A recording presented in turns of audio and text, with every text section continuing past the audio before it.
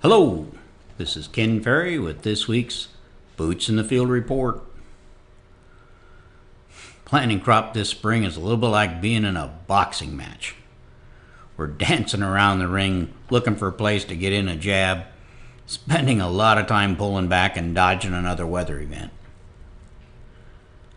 Last week was the first time we were able to string 4 days together where 2-inch soil temps stayed above 50 degrees here at Hayworth.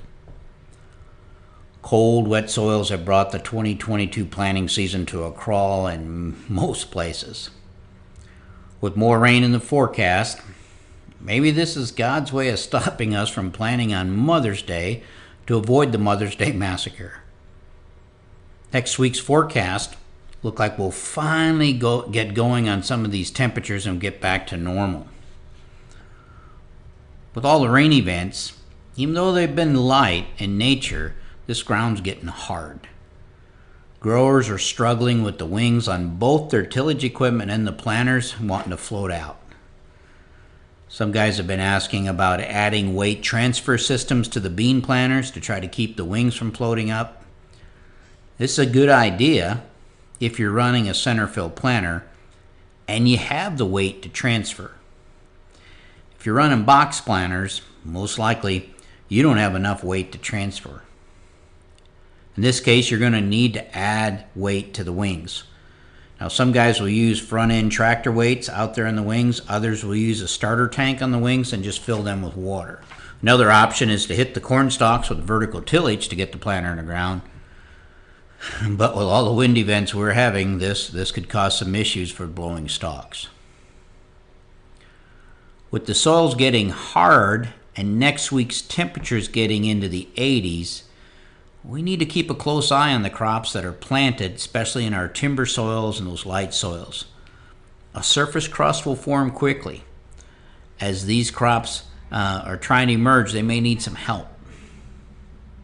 Yes, I'm talking about running a rotary hoe. We always say, hoe before you know. When you know you're in trouble with the crust, it's usually getting too late to get the full benefit out of a rotary hoe.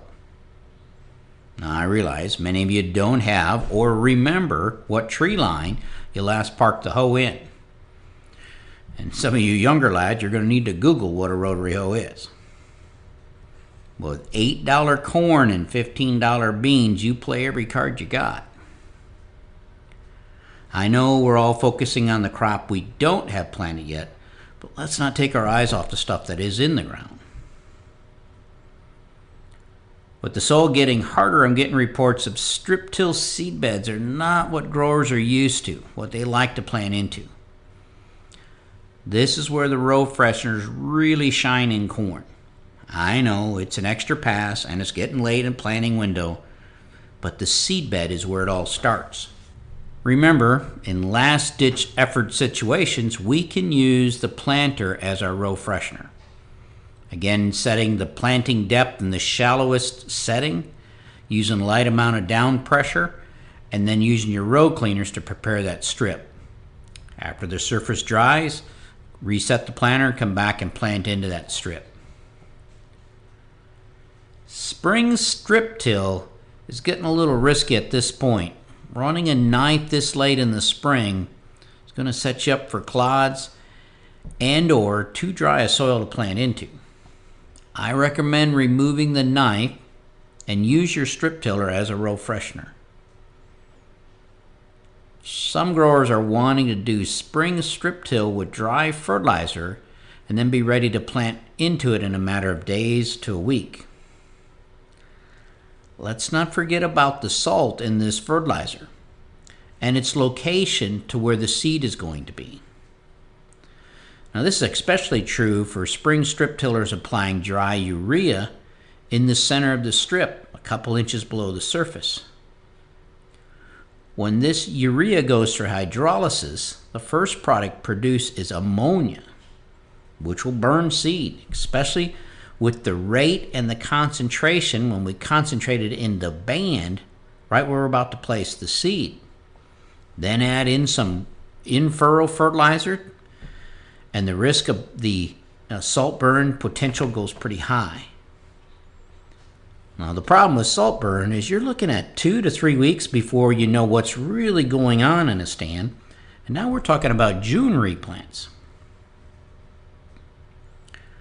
With forecast of warmer temperatures finally showing up and the calendar where it is, anyone who can't plant corn and beans at the same time needs to switch to corn. The cost of delayed corn planting will be higher than any gain on the beans at this date. The plot beans that we planted on April 12th are up.